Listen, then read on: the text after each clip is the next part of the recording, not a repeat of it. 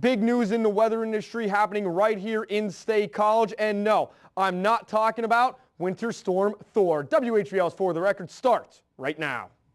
The Commonwealth's attorneys and I have concluded that the NCAA sanctions were overreaching and unlawful. Someone's got to develop a product that you and I as a consumer are going to want to buy. The country needs a comprehensive energy plan. Good morning and welcome to this edition of For the Record. Finally, some warm temperatures beginning to work their way into central Pennsylvania, and for that we bring in expert senior meteorologist from AccuWeather, Bernie Rayno. Bernie, thank you so much for being here. No, it's my pleasure. Anytime I can get on TV, that's a good thing, right?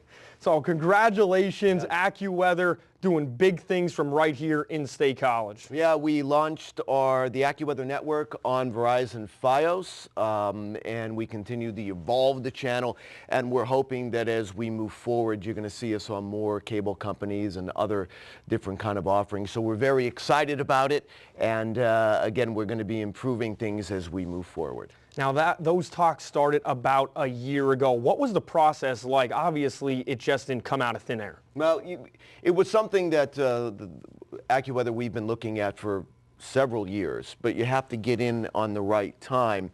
And about a year ago, we just decided to make the commitment to launching the channel. Of course, you have to have a channel on a cable company for it to become a reality, and thankfully that occurred in the last week or so with the launch of the network on Verizon Fios. Now, the Verizon representatives, they seem very happy with their decision to go with you guys. What has been their reception as you guys were leading up, say, the last month to get this on air? Well, they were very excited about the opportunity, as we were at AccuWeather. And what the channel's going to be is all weather all the time. Our goal is that when you turn on that channel, you can get all of the weather information that you need, and our presentations are going to be energetic.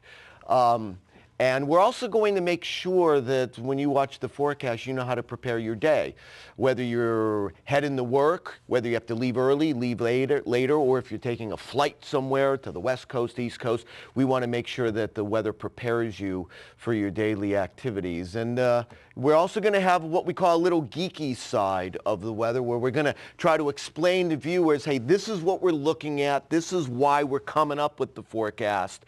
So hopefully people understand how difficult it is to actually forecast the weather on a day-by-day basis. But we want to give people the behind the scenes so they understand what we're all about. I don't think people would be shocked to see your energy out on TV with the energy you're bringing here today. The Minutecast and the 45-day forecast, those are two things that are exclusive to AccuWeather.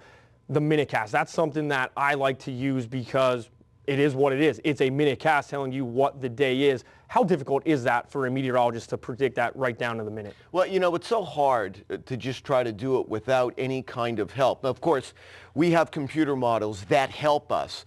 So the Minutecast, it's kind of a myriad of computer models and a meteorologist experience to try to craft that by minute. Now, it's constantly being updated. It's updated every 5 minutes, so it is something that also changes. But it's another way to give people the understanding of how the weather is going to affect their day. Now, the 45-day forecast, this is an exclusive product to AccuWeather. And, you know, it wasn't too long ago, back in the 70s and even in the 80s, where AccuWeather came up with the 5-day forecast. That was unheard of back in those days. How can you do that? And then we went to the 7-day. How can you do that? So now we're pushing the envelope to the 45-day forecast. And, you know, it's a product that, again, it's continuing to evolve. We're going to continue to improve it, because I do think as you go forward into this field, long-range forecasting is going to become more important. We're going to get better at it, and then we're going to push the envelope even further to try to get more accurate forecasts out months or even a year. But if you don't try, you're never going to get better. And there are some critics, you know, from your competitors about that 45-day forecast. Sure. But like you said, it's about moving the product forward. Another thing that I wanted to talk about was you guys have acquired hazardous notifications. It's a company in Oklahoma that's about making weather simpler for people like me who don't necessarily understand it at home, that they could actually plan their days out even easier. It's been amazing to watch the transformation over the last decade. You have to understand, when I grew up in the 70s and even in the 80s, there was no internet. Now with the internet and how fast it is, the general public can actually view all of the weather products and all of the computer models that meteorologists use to make a daily forecast. And there's no question that there's a large population in this country that love the weather. They've always wanted to be a meteorologist, but either they found it late in life, or perhaps they couldn't get through the rigors of the math and the physics that goes into acquiring that field. So now it gives them an outlet to be able to make their own forecasts. Now, that's a good thing and a bad thing sometimes, because now you have all these forecasts out on Twitter and Facebook that you have to make sure we're not confusing the public. But I think that it's an area where people will find a lot of interest in. And if anything, you're just bringing more people into the field of meteorology, whether they're just an enthusiast, or perhaps it's that high school senior or that child that's growing up that all of a sudden finds these products. They develop a passion and then they get into the field of meteorology. Meteorologists, most of us, we don't stumble upon this field. We're born into it. So a lot of meteorologists have wanted to do this since they were 5 or 6 years old, like myself. So I think this is an outlet for them to pursue it perhaps a little earlier, until what I had to do, wait to college before you learn all of this stuff. Mobile data and wearables, that's something where the field is going. 9.5 billion data hits a day for AccuWeather. You guys are one of the leaders in that. Yeah, I mean, there's no question that the way in which people acquire weather has changed. It's no longer just from the television or the newspaper. It's going to be on your phones. It's interesting, when you go to colleges, or even if you go to high school, you ask people, how many of you watch the local news? You won't see one hand. How many of you already have a phone and access your data on your phone? Or how many of you don't even turn on the television anymore? You turn on the computer. That's where this field is going, and that's where our company is also going. Now, we're going to continue to work on those other forms of media, radio, television, newspaper. But as we go forward, more and more people will be accessing information on their computers and on their cell phones. And now with the cell phone, that opens up a whole different market, because it's outside of the United States. It's international. AccuWeather is the leading provider of weather information internationally. So it opens up a brand new audience for the AccuWeather brand. I'm one of those mobile weather type guys, and we'll get into the reality of TV weather. Back with more on For the Record right after this. Welcome back to For the Record. We're talking to weather expert senior meteorologist Bernie Rayno from AccuWeather. And Bernie, reality television with the weather, Verizon has actually kind of cited that's why they switched to AccuWeather away from the Weather Channel with your new network, reality TV weather. Do you feel like this kind of started when Al Roker made the switch to the Weather Channel and maybe it got networkized? Well, you know, I can't really, I don't know the reason why Weather Channel has gone to that different kind of format. But obviously, I think part of it has to be that the amount of people watching TV is far less anymore. It's expensive to run a 24/7 network, and it could have been a cost-cutting move. You know, it's kind of interesting when you think of what happened in the 80s. MTV, remember MTV? It was all videos all the time. Well, they went to the reality television as well. So you've seen it in other stations doing the same thing. Yes, I am still old enough to remember that MTV used to show actually music videos. In the future, how does AccuWeather plan to do the naming of storms going forward? Because that's one thing we see: Snowmageddon, Snow Apocalypse, and Winter Storm Thor. I didn't see any Norse god hammers coming down out of the sky for this last one. Well, we are not going to be naming storms. We, as a company, do not feel as if it adds anything to the meteorological community. I think the naming of storms is more of an advertising and social media part of it. But at this point, we're going to shy away from that. You know, when everybody is competing against each other, and you're always trying to get a leg up on your competition, but there's a line. I drew it on the table, but there's a line, and you have to be careful. You want to make sure that you get your message out, and certainly social media is a big part of that, but there's a line you can't cross. So you're always straddling that line, but if you cross the line, in the end, it'll come back to hurt you. Do you think maybe the naming of the winter storms and naming of storms in general, is it kind of a scare tactic? I don't want to say that maybe someone thought of in a back room that maybe people will pay more attention to us and heed our warnings more if we could actually put a name with an event instead of maybe just a number or just a simple term, nor'easter. Well, I think that certainly could be part of it. I mean, it's important. In this day and age, you would think with all the weather we have and all the watches and warnings, and let me tell you something, the United States has the best weather enterprise in the world. We are the envy of other countries because we have academia, we have the best government national weather service, we have private companies such as AccuWeather and many others, but yet people still do not heed watches and warnings. You hear that all the time. So this may have been a way to get more attention so people can listen and heed the warnings, and lives will be saved. There's no question about that. Is that the most frustrating part of a meteorologist's job, where maybe people don't heed the warnings and they go out on the roads in bad weather, or they don't evacuate a certain area, and you say, well, if you listen to us, maybe things would be different. Is that frustrating for you guys? There's a reason I don't have much hair left on my head. Yeah. Look at what happened in Atlanta. Remember, the whole city was shut down by 2 inches of snow.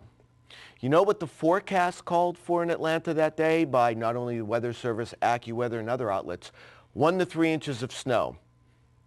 And it still caused all these problems. And that's why, as a meteorological community, we then realized that issuing an accurate forecast isn't good enough anymore.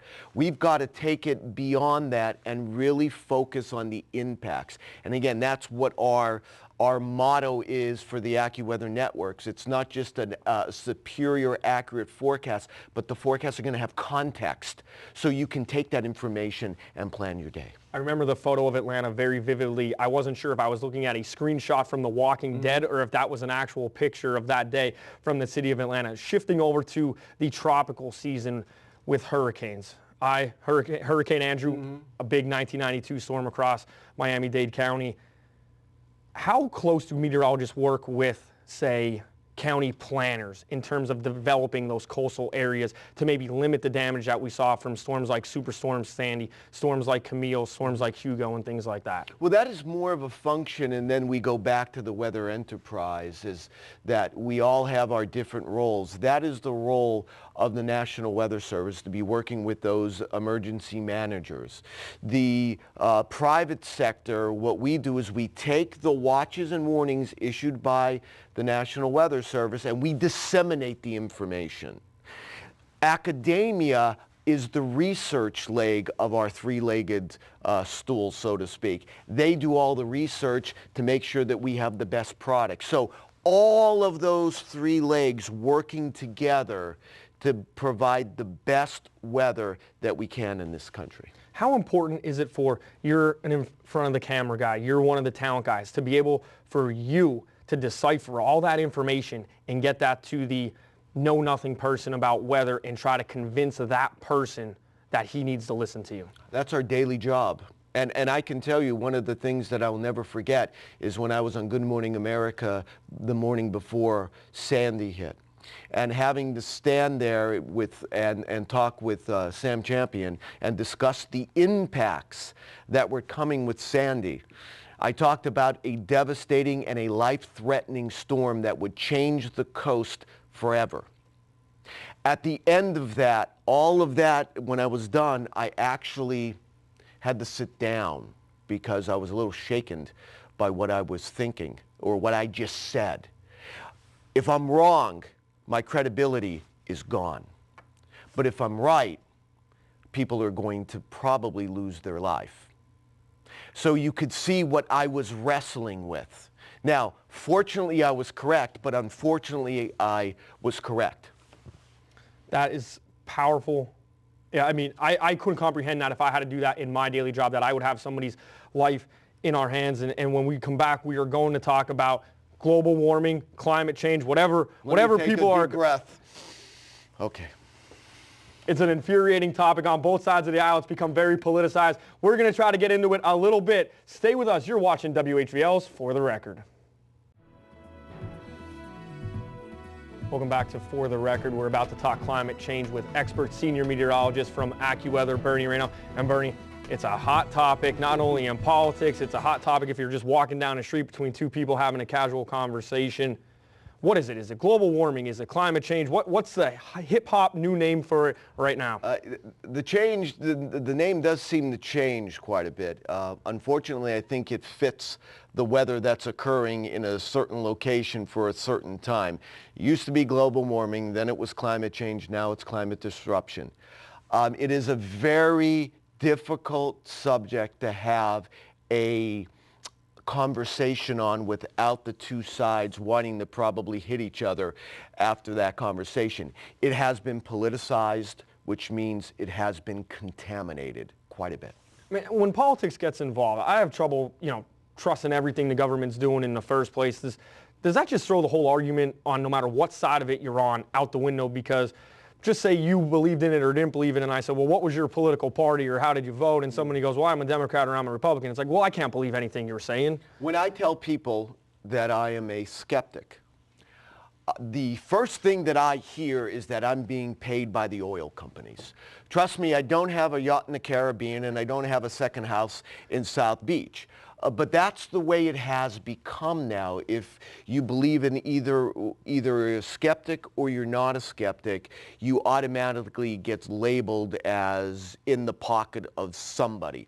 Now, let's remember, this is a business. There is lots of money being floated around on both sides, although most of the government funding is going to the side of that we are destroying our climate because of CO2. You mentioned that you were a skeptic. There's people on the extreme parts of both sides that no matter what happens, where it's an extremely dry day in the summer, it's climate change. Big snowfall in Boston, it's a climate change. I'm of one that I was going to apply for the post office job down in Antarctica for Great Britain, but I thought, oh man, we're having a cold winter. I don't want to do this. So. Well, my stance on climate change is simple. Does CO2 have an effect? Absolutely. Listen, we've been changing the climate of our planet for the second we put our foot on this earth. Anytime we build buildings, it disrupts the temperatures in a local area. My stance is pretty simple. The CO2 affect the atmosphere, of course, but what's the sensitivity? Is it a half a degree? Is it a degree and a half? Is it 2 degrees? I don't know, but I don't think anybody else does either. I think it's arrogant to believe that we know the exact answer, and I think it's even more arrogant to believe that we can project the energy budget for the entire Earth out decades. No, we can't. Mention it being contaminated. I mean, you have scientists that are spending years of their life, millions of dollars in remote places on the globe, that maybe they thought something was going to happen. Is it possible that maybe numbers are being forged on both sides of the argument, much like in the media field? If I spent years investigating something and it wasn't something that I wanted to hear, I might be tempted, not myself, but members of my field might be tempted to say, you know what, I just spent so many years of my life. This has to be true. Well, do I think that's happened? I don't know. But numbers can be manipulated in any way that you want them. There's so much information on this. We have the land-based temperatures that show warming, but yet we have satellite instrumentations that do not show the same kind of warming that we're seeing on the land. The IPCC had mentioned in one of the reports that most of the warming has occurred at night. Why is that? because we're building things around thermometers. Now, does that mean that the climate change argument is, no, see, there's no. But there's problem with information on both sides. I think it's going to be an issue that is not going to be resolved because you can't just look at the weather for 1 year in one spot. That's not the way it works. You have to look at the global temperatures out decades before you can make that answer. But let's remember, there has been times on the history of this planet where the CO2 has been higher, where it's been warmer, where it's been colder, and that's why the climate change name doesn't make sense. Because the climate's been changing since the dawning of time, and it's going to continue to change. Talking about this winter specifically, the Great Lakes, 3 of them covered in ice. Niagara Falls, frozen. You know, I can't remember the last time I saw it frozen. I think maybe it was last year, but before that, I don't remember seeing it at least that often. I mean, how cool is that just as a meteorologist to see some of those things take place? Oh, it's been an amazing winter. But, you know, everybody in the East needs to understand while it's been cold, you get to the western United States, it's been warm. It's been warm up in Alaska. Why? Because all of their air is down into the east. So, and that's how everything works. It's everybody, the whole pattern is related. If you're cold somewhere, you're going to be hot in another place. I'm done with winter. It's not cool anymore. I want to get to spring. I think we're all done with winter. The Great Lakes covered with ice, that should, if I'm correct, should moderate some of the severe weather come springtime for this part of the country. Am I correct? Well, you can't get severe weather until it gets warm. And over the last 2 to 3 years, we've seen record low severe weather. That's why when people say the weather's more extreme now than it has been, actually, compared to what happened in the 1930s, I think the weather is pretty benign across the United States. But until you get the warmth established, you're not going to have any severe weather. We've had very little severe weather so far this year. We're already at record lows, and March is off to a slow start. Bernie, thank you so much for being here. I could speak for everybody. I know myself, I'm ready for some golf weather. I want to get out there on the links here in central Pennsylvania. Thank you so much for being here. Oh, it's my pleasure. He's a great guest. We always look forward to having great guests on For the Record. Tune in next week for another great show. Thank you so much for watching and enjoy your Sunday.